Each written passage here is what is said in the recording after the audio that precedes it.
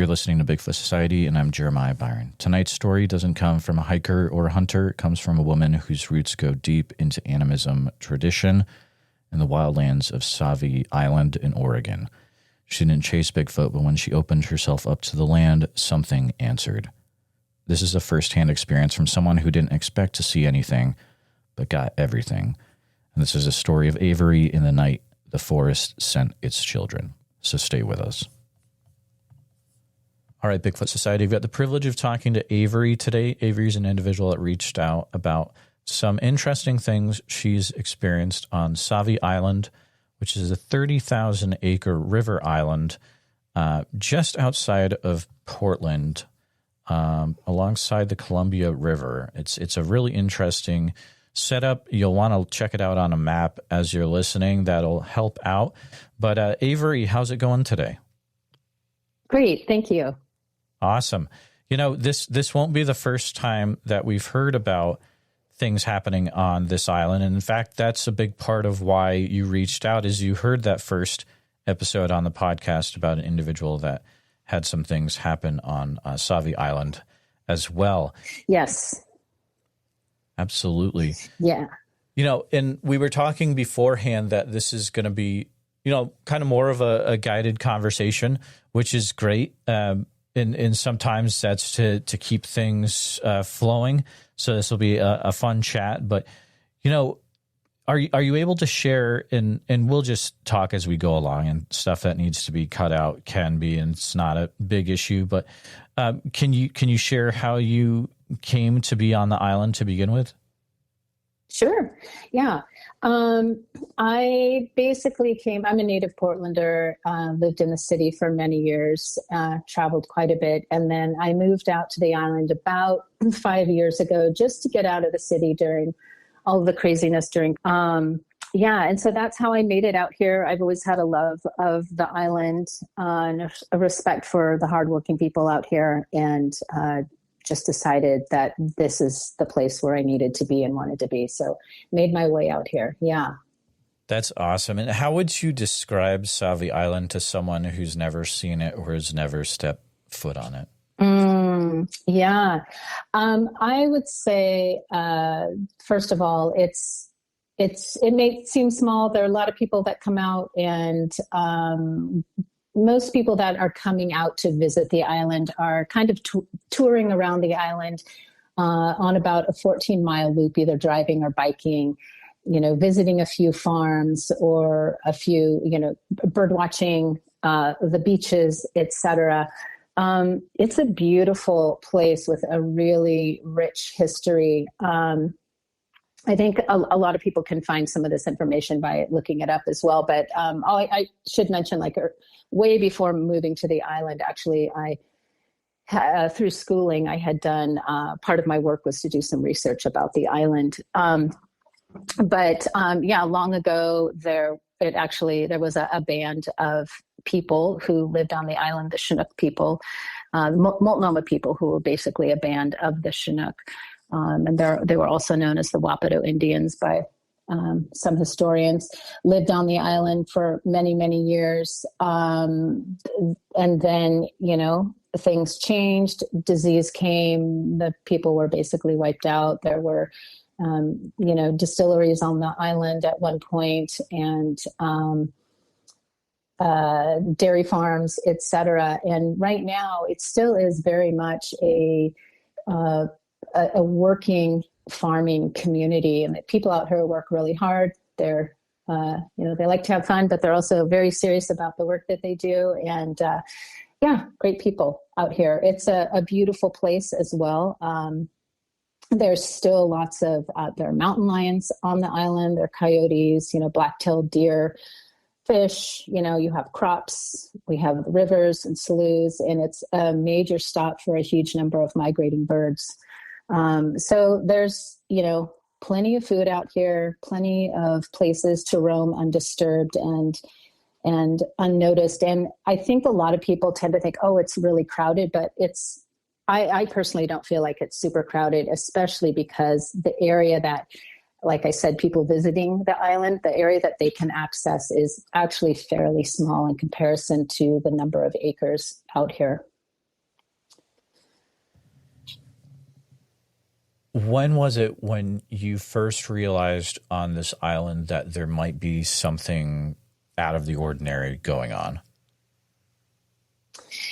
Well, I didn't mention this when I wrote into you, but I remember that one of the first things that happened was actually right around November of 2019. I was hiking the area along the beach.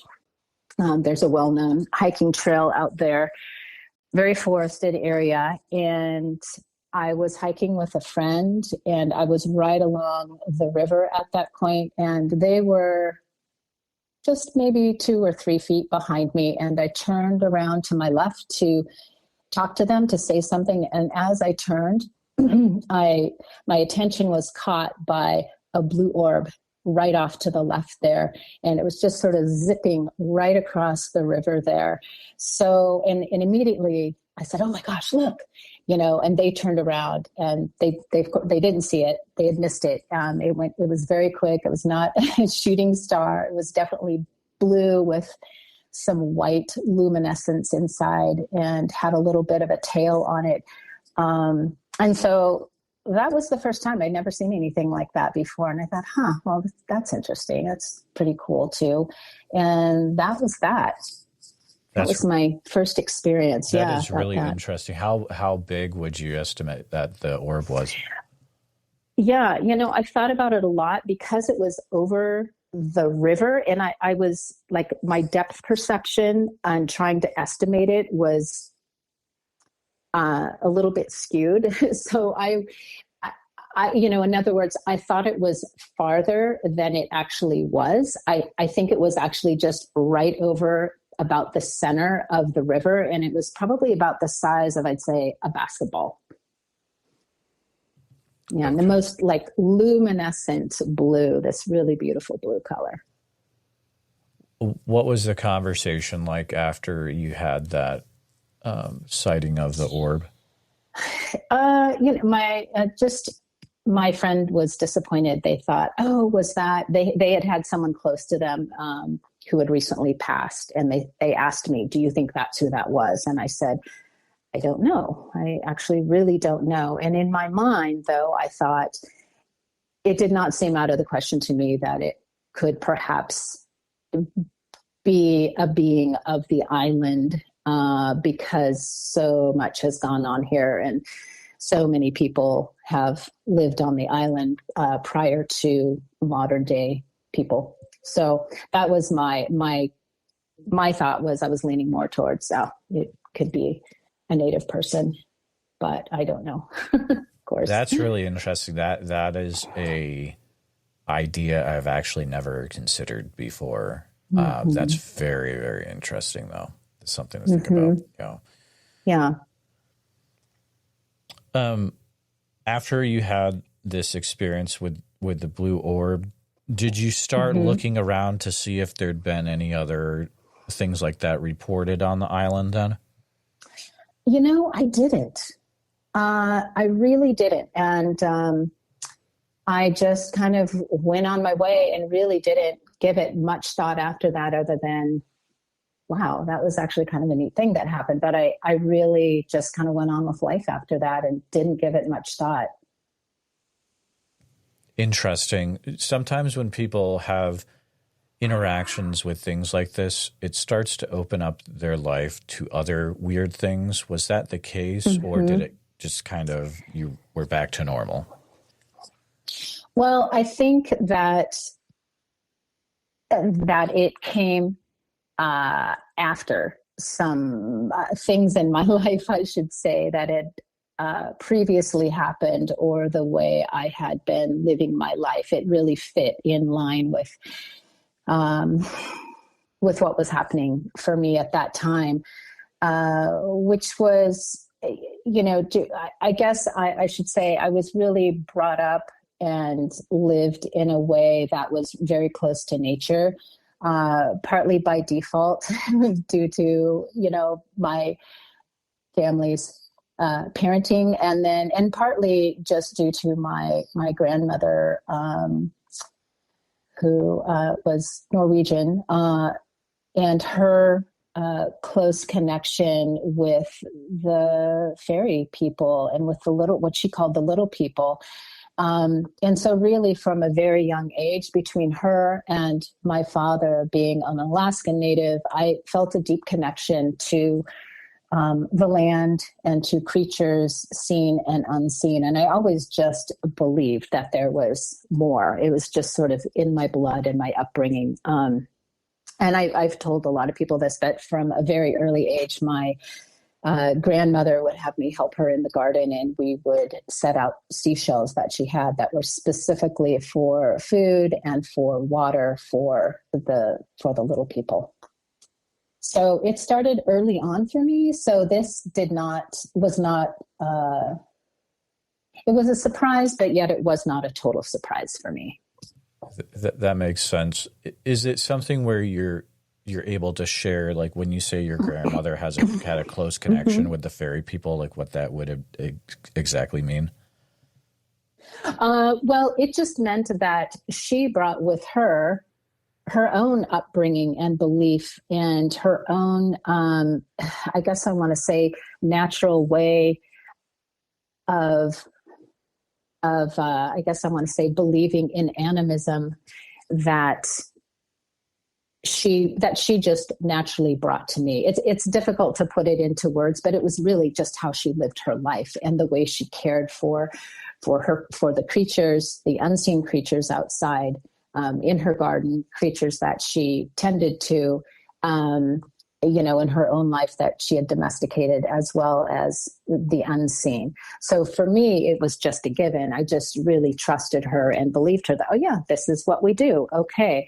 There was nothing super overt. This is really, I want to say it was almost more of a private thing for her, something that she did with me, but it was not something that, for example, that she was doing with my sister or with my grandfather, for example. It was just like, this is kind of our private time. I think she felt like I would be receptive to that. I was more of a dreamier child. So she really kind of opened herself up to me in that way. Interesting. So when you say there was a following of animism, like the belief in, this is just from Oxford, so belief in a supernatural power that organizes and animates the material universe, or that. Yes. That's pretty much what we're talking here, correct? Yeah, totally. And in all things. So we're talking about, I'm talking about plants, I'm talking about creatures, I'm talking about objects. So all of those things. And that's really, I really had a natural bent towards that growing up as well. And I didn't realize that that's what was happening, or that was my natural thinking or inclination or upbringing, I should say, until, somewhere more in my 20s, I really started to open up to that again and discover it and really kind of follow that line back of like, oh yeah, I used to do this thing. Oh yeah, I used to, so it's really interesting. And I feel like if I can just say, like, for all of the no's that were happening in my life, I would say through my parents, about like, this is how you go through the world. This is what you do. This is who you listen to. My grandmother was really the opposite of that. And so my time with her was really precious. And I feel like it was such a beautiful balance to the other upbringing that it really opened me, and it was like nourishment for my soul. I think that is a life experience that most people can probably relate to, where, the parents are trying to guide, however, the grandparents or the equivalent are there to kind of open the eyes and be like, well, maybe you can do this too. But that's fun. For sure. For sure. Yeah. She was more of a gentle, yes, listen here. Yes. And, and I really latched on to that. So after you had this this interesting experience with seeing the blue orb zipping across the river. What would you say was the next thing that came up in your life after that you took notice of as being out of the ordinary? So, really, at that time, also, I should say that part of this really harkens to the work that I do is really on my own time, and the work that I do in the world is really is working with animals, working with people, and also having gone through, let's say, like a mentorship program with some people that are very close to me, that a Native American person who's very close to me that ran a program, this mentorship program. I'm trying to say this without totally giving away what I do or my work, and to, kind of remain anonymous in that way. So bear with me here. But so probably the next thing that came to me and was something that was shown to me. And basically when I am working in my own garden, when I'm working with, plant allies or any of the spirits that are out here, especially on the island, I'm very careful about what I'm doing on the island. In my own space, and asking for permission and making sure, is this okay to plant here? And just really asking for permission from the island, because I feel like it has been used in so many ways that I want to heal my little parcel of land, if you will, and add some nourishment. So I'm constantly asking for guidance and really watching out for how is this going to affect the creatures that live on this land. How is this going to affect the trees, the existing trees, the existing wildlife, like I said, the creatures. And so I'm constantly asking, and typically what I do is just, it's a meditation, if you will. And it is when I am working with the land, that I will have impressions come to me.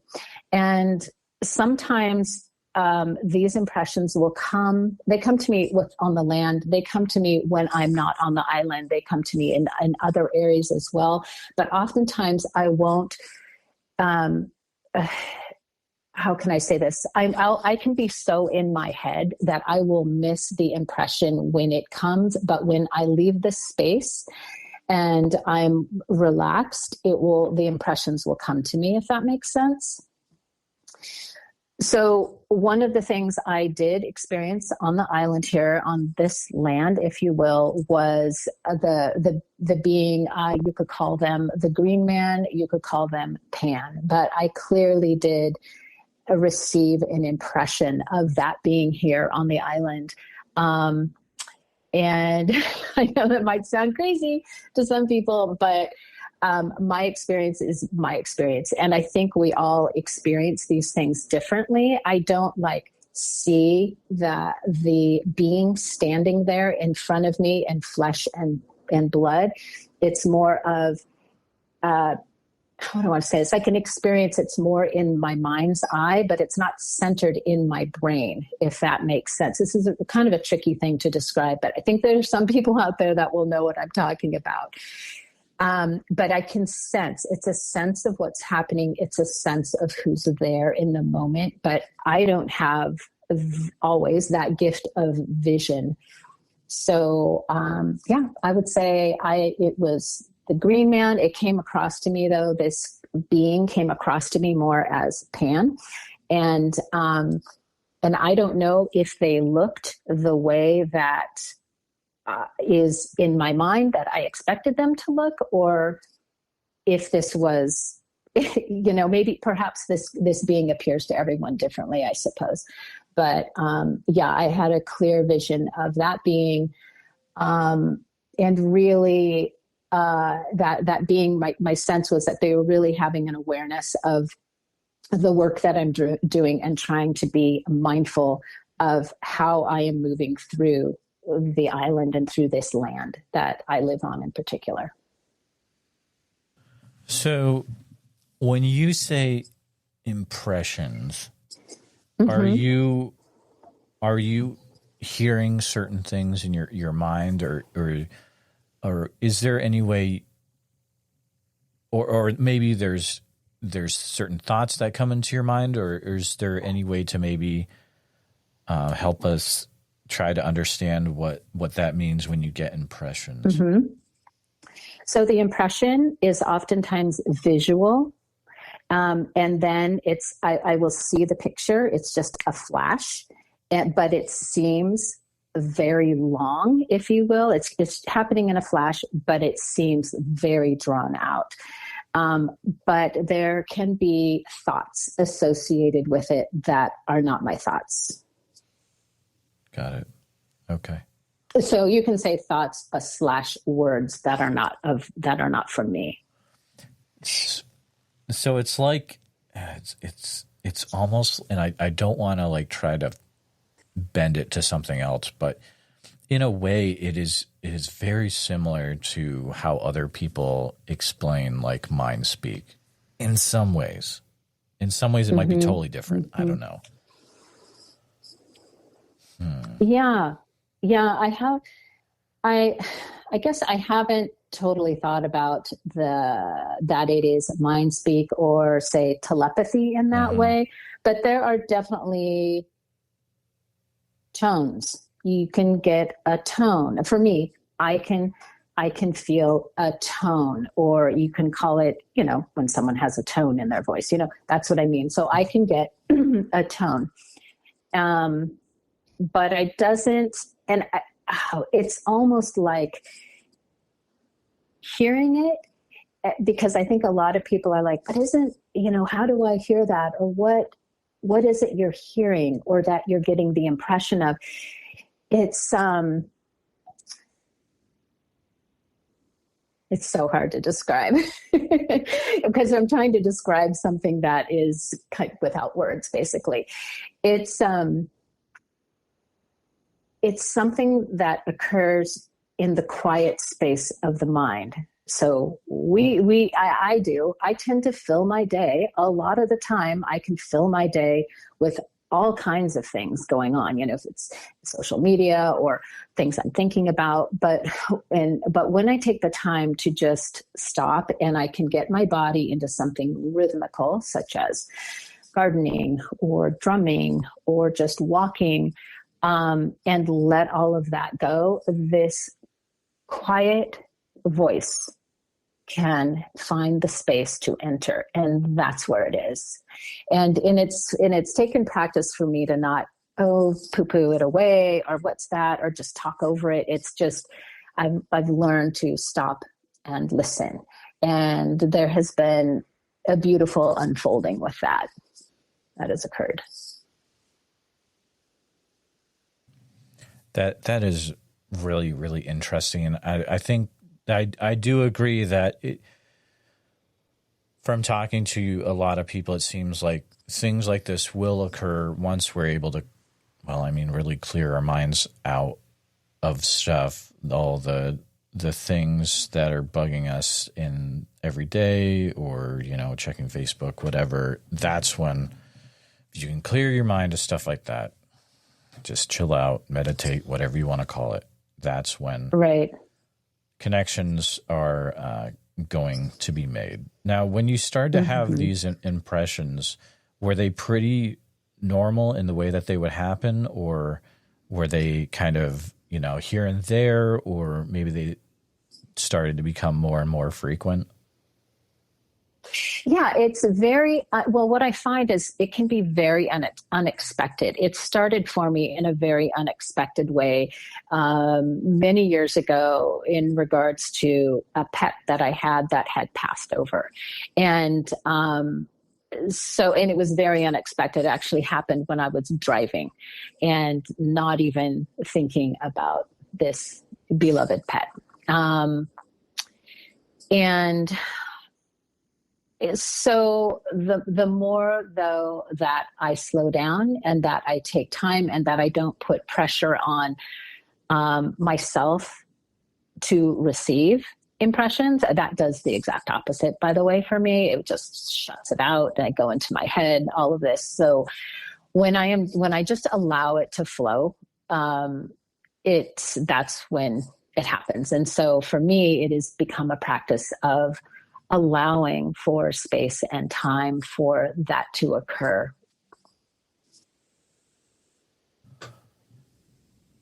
That's also very, very interesting, because that's another pattern that I see coming up is a lot of times when people are like, you know what, I don't even care, I'm just going to get into the woods or just relax. That's when they'll have maybe some sort of communication or connection. But when they're actually like out there and they're trying to, hit sticks on trees and all that good stuff, which, hey, that's cool too. But, that might not have as many things happen. Right. Yeah. You also mentioned that, along your journey, you've also had some interesting dreams that have happened. And did these take place then after the impressions happened? Mm-hmm. Yeah. The one in particular that I mentioned to you via email. Yes. Yeah. So, well, just to kind of back that up a little bit and I'll go into that, is that I really, I had basically, the forest people, I should say, I had heard about, seen the Patty film, like when I was younger, et cetera, knew about all of that then. And I just, like I said, growing up and with my grandmother in mind, I just, of course, I just believed. I just kind of believed without any questions and really had not thought anything else about it until probably around 2020. I was listening to, or a podcast came up in my feed, and it was the facts by how to hunt, facts by how to hunt, I guess, as well as subarctic Sasquatch, which is Fred Roll. And so I immediately really started listening intently to Fred Roll. He's an Alaskan native. And I had just come from Alaska. I'm trying to think of the timeline. I just visited and just been up in Alaska and picked up a book that caught my eye in one of the bookstores. And it was about Nantinak, who is the Alaskan version of the hairy man, Sasquatch, the forest people.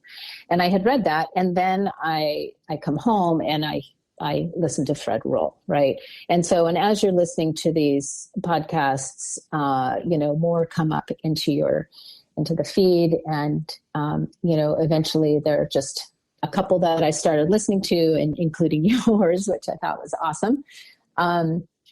But it really, I listened for several months, and really those podcasts changed my attitude about how I go into the woods. I kind of told you a little bit about this before, but how I go into the woods all alone with never kind of a care in the world, except, or thinking of danger, except for, I'm aware of like mountain lions, rattlesnakes, that kind of thing when I'm out in Eastern Oregon.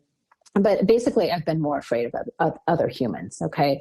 But the topic has really, really made me kind of stop and think a little bit as to why I've felt unease in specific forested areas, because I do go out and hunt for mushrooms. And also it's just something I don't do alone anymore. I will not do that alone anymore because of it. So, and I can also, I've heard, some of the areas that I've heard actually on your podcast are definitely areas where I have felt unease. So I was like, yes, validation there. But and I've, so I've really gone back and forth as to whether or not I would want to come in contact with the forest people and how. And I've really kind of let all of that rest. And mainly it's because I do tend to startle easily. And so I just kind of let all of that thinking go, and just, again, just stopped thinking about it, stopped listening to an extent. And then I had something happen. It's sort of an unusual experience.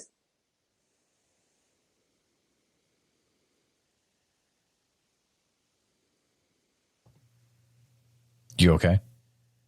Yeah, I'm okay. Should I go into that? Yeah, sorry. No, about once every one of these, the tech freaks out. And so I was like, oh my goodness, I just lost her.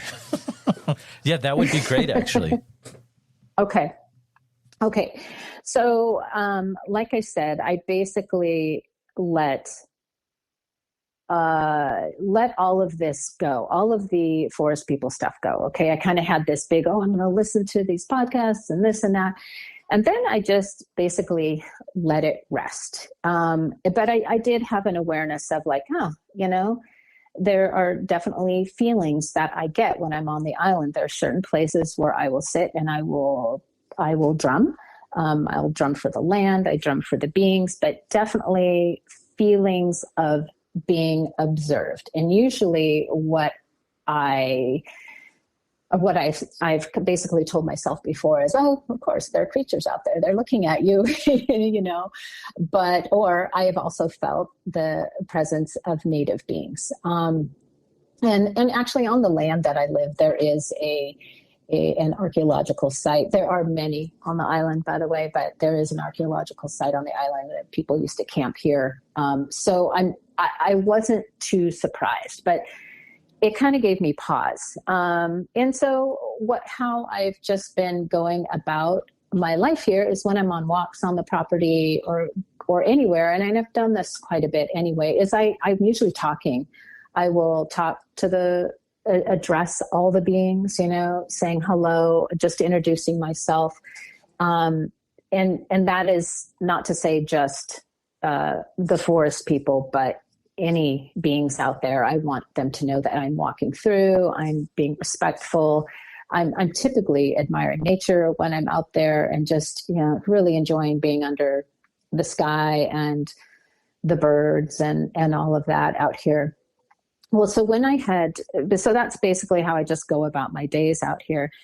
So one night, it would be, probably, I would say a month or so ago or more now, because I've just made this appointment with you, but I had what I can loosely, I'm not even going to call it a dream. It's not a dream. I've heard a lot of people talk about it here. It's not astral travel. It's basically what I believe in is in the nighttime when I am sleeping, I am going elsewhere. That is my belief. And I've done some work with people that have that actually can guide this a little bit. I heard you mention the Monroe Institute the other day on a podcast, and it's kind of like that, but it's actually with this person named Darius J. Wright. I don't know if you've heard of him, but anyway, he basically has a method where he teaches you to have an out-of-body experience, so an OBE. And it's basically going through sleep paralysis is the doorway into it. So I had been kind of working on that for a while to allow myself a bigger experience. It's basically the OBE takes you into what you could say is another dimension. It's the dimension that we enter when we are in our sleep life. So I had been unsuccessful with practicing this until I finally just let it go. And so what happened was, in my dream life, my dream state, I could say, I suddenly, I really snapped to. And I don't know if you've had this experience before, but it was like I had been looking for something subconsciously, and then I saw it, and all of my senses just turned on. It was like this snap, and I was like, there it is, right? And so what happened was, suddenly I looked up, and standing before me in the dream state, right, in this other dimension, were two Sasquatch juveniles. And there was a boy on my left. He was about 8 years old. There was a girl on the right standing very close to him. And she was about 5. I would say 5 when I saw them. And so, and in the meantime, I'm getting all of these, what we already went over, these impressions, right? I'm looking at them, and I even said, oh my gosh, you're here. And the first thing that came to my mind was, and I said to them was, you don't look at all like I thought you would look. You look so, like, I think I could mistake you for, like a human, or a human that just has a lot of hair. And I don't know, it's just a little bit difficult to explain, but let me see if I can go back to this. So, right. So the two juvenile forest people, the boy and the girl, and I immediately became alert. And the reason I became alert in this was because somehow I had been waiting for this, right? Even though I thought I had let it go, here it was suddenly. And I was immediately just alert and wide awake. The interesting thing was that they were about 2 feet away from me, and they both had like this wispy-ish black hair, like all over their entire bodies, except for around the face, right? And the face, the skin was like a black grayish. It was like ash, sort of this ash color. And what really struck me, I was mostly looking at the boy. And I think because I was more eye level with him, and I was kind of like bent down a tiny bit and like, whoa, like kind of like with my hands up, sort of looking at him. But their eyes were just black and completely round. Black and completely round, kind of like this pearlescent black. And the lips were very full and turned down, but their faces were almost expressionless. But in that way that, like, here are the impressions. So they were expressionless, but in that way that if you look at a tiger in the eyes, you're like, what is that? What's it going to do? You know, is that tiger happy, or is it going to eat me? Well, neither. It's just, it's like a wild look. It was a wild look. But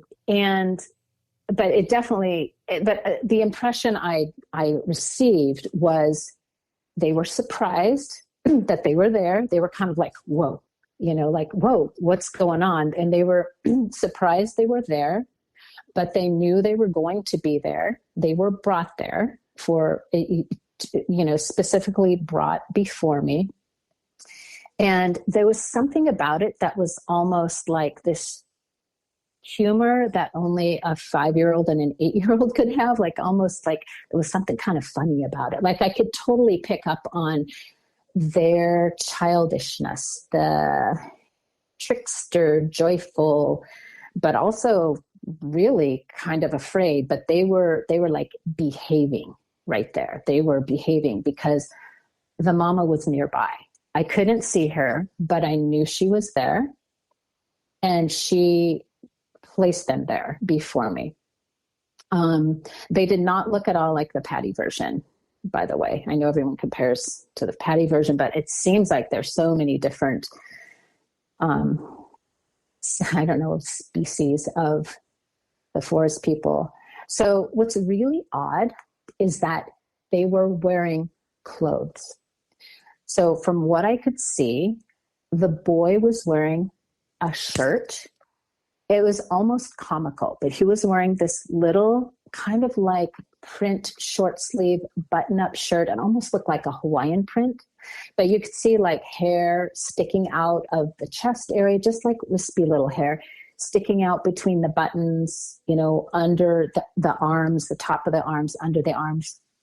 And I was, like I said, I was so transfixed on their eyes. I almost couldn't look down, but I could see everything that was in that space of the face and the upper part of the body.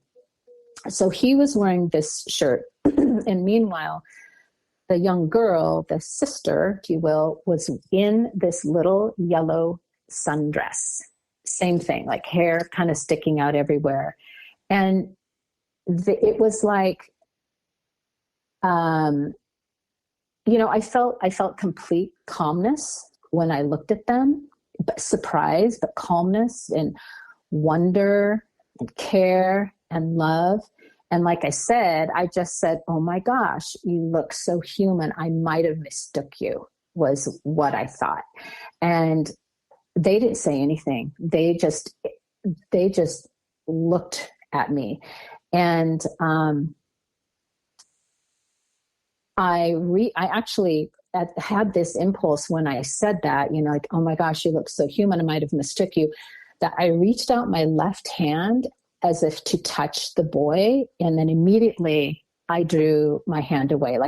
Like I knew I was not supposed to touch them. Like, there's no touching here. Just, you can look, but there's no touching. And so it really felt like they were intentionally presented. Like I said, although I could not see the mother, I could really recognize and feel this nurturing presence nearby, almost like, I want to say almost like mother to mother type of thing. I wanted to say too about the clothing they were wearing. It was like she intentionally put them in that clothing, but she intentionally put them in that clothing, and they also kind of liked it. They enjoyed it. This is something that they would kind of do. They will dress up and find clothing and put it on and do this thing. But the mama kind of orchestrated the whole thing. I believe maybe in part, she knew that I would accept the children, given some of my work background. I think she knew that I would accept these children and be able to relate to them, and not react to them in fear, versus if I were to, you know, maybe see out in the forest here, you know, suddenly a large male somewhere, it would really frighten me probably. I also really understood that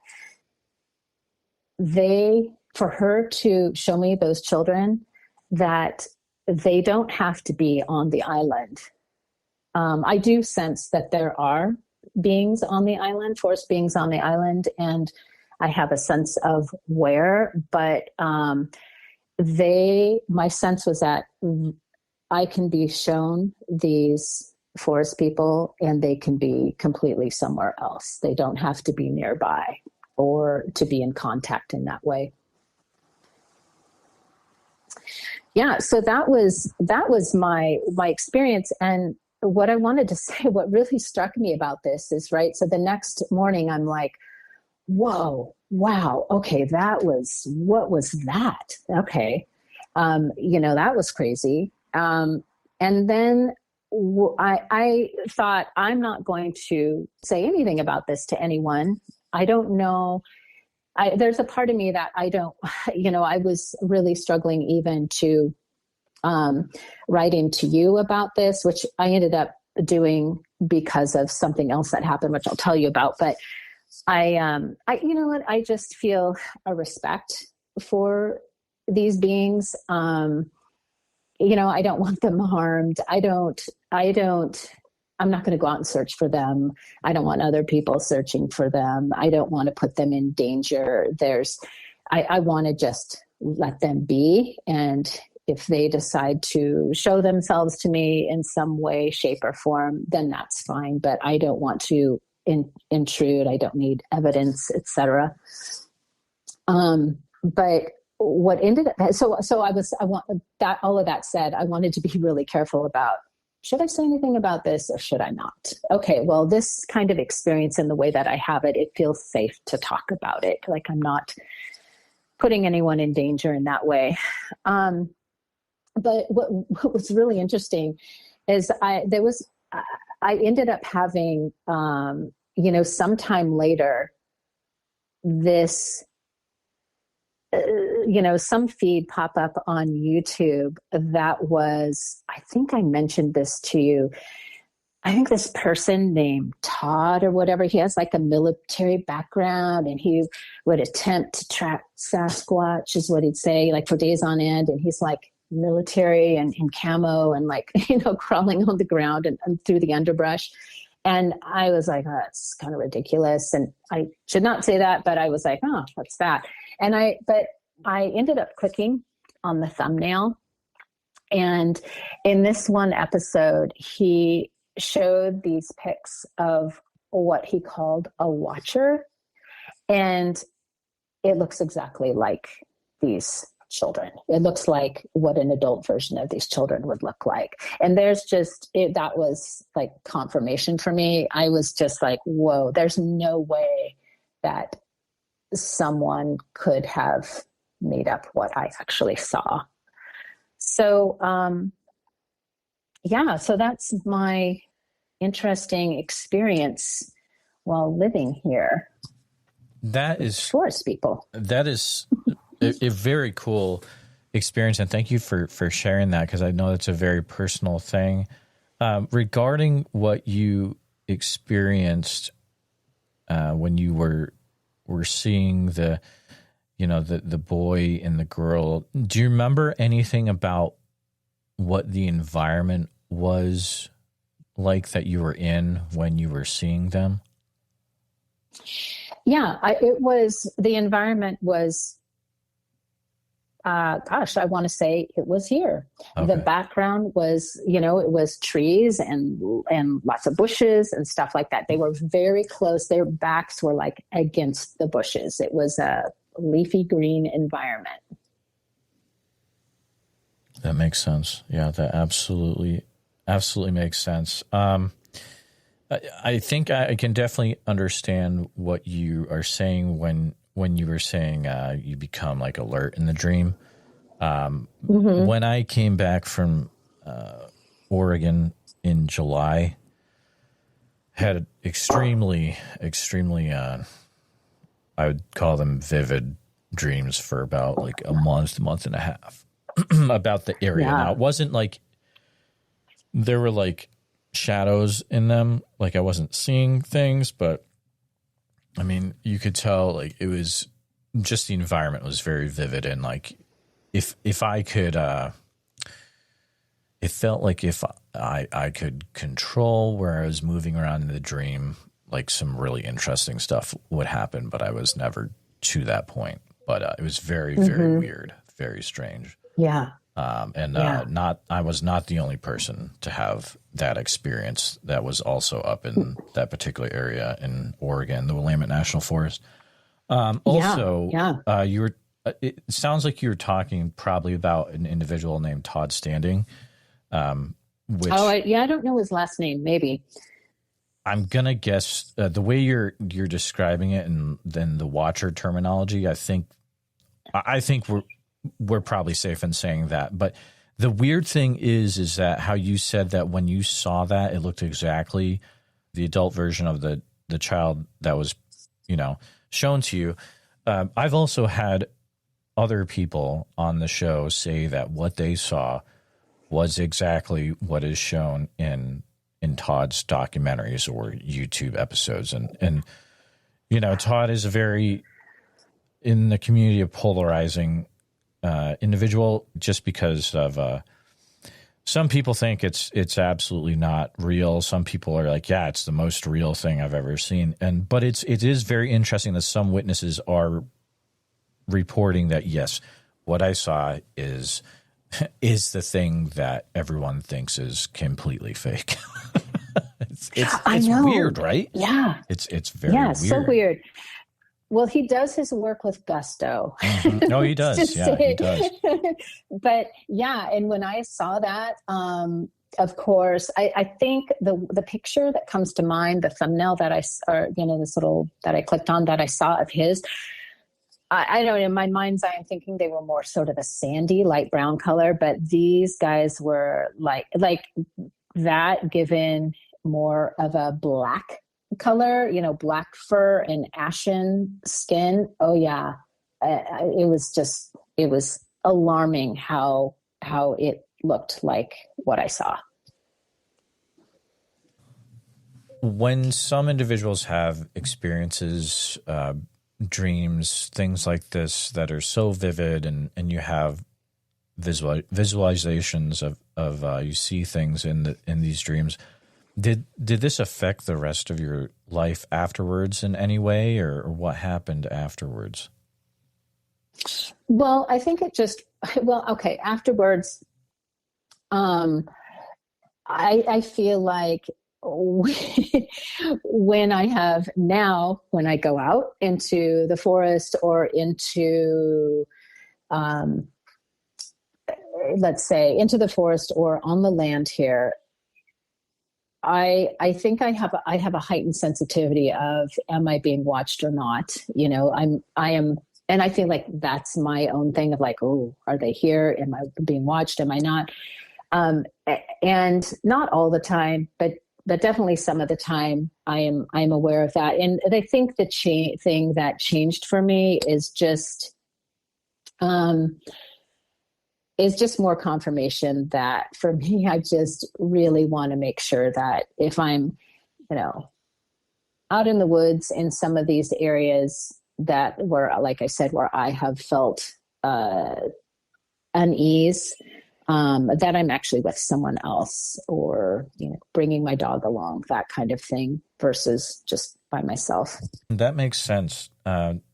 Definitely. This has been a really fascinating conversation, just because, most episodes on here, I talk to a lot of, hunters or researchers, but I think the ones where it's, maybe not it's actually physically in front of you, but also there is, you're almost having a dream or a vision. I think those are very special as well. I honestly do think that there is a big part of this phenomenon that we're going to really figure out in the future. Maybe some of us are figuring out already. We kind of mentioned telepathy beforehand. I think there's a lot of really interesting things that they can do that maybe our science isn't calibrated to completely figure out what's going on, or maybe we're just not supposed to ever figure it out. I don't know, but yeah, I don't know either. It's easy to really get caught up in it and forget just to be a human. Mm-hmm. So yeah, absolutely. I really try to just balance it out. Yeah. And I've also felt like part of some of the impressions, I guess I should say, that I have also received since then, is just, a realization that, like, they don't need me. They don't need me to do anything for them. They're just fine. They don't need my help.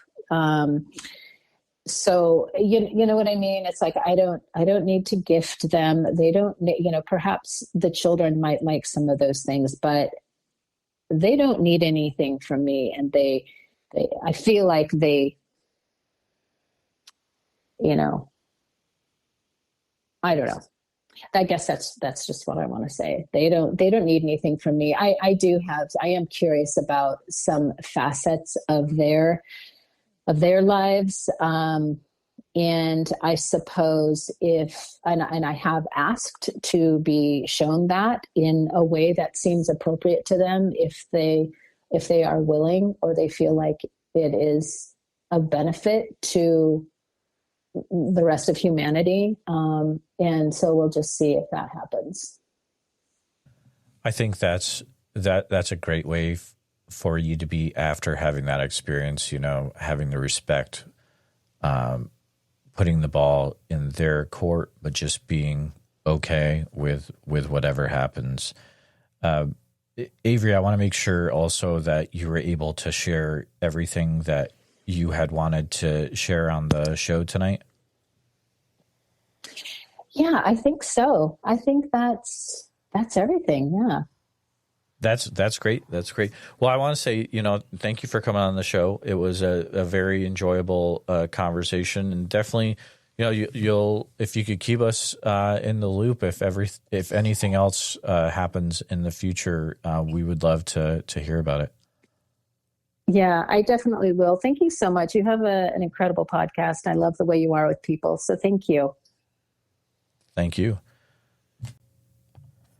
Just wanted to take a minute to say thank you for listening to this episode of the Bigfoot Society podcast. Avery's story is one of those rare encounters that doesn't just challenge what we think is real. It opens a door to what might be out there when we're quiet enough to listen.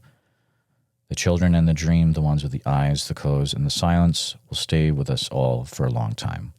If you've enjoyed this conversation, please subscribe to the channel on YouTube, hit the bell icon so you never miss an episode, and share this one with someone who's into Sasquatch, dream visitations, or the deep woods of Oregon. And if you're listening on Apple Podcasts or Spotify, make sure you're following the show. And if you're up for it, leave a review. It really helps new listeners find us. Now, if you or someone you know has had a Bigfoot encounter anywhere in Oregon, I'd love to hear your story. So please email me at bigfootsociety@gmail.com and let's talk about it.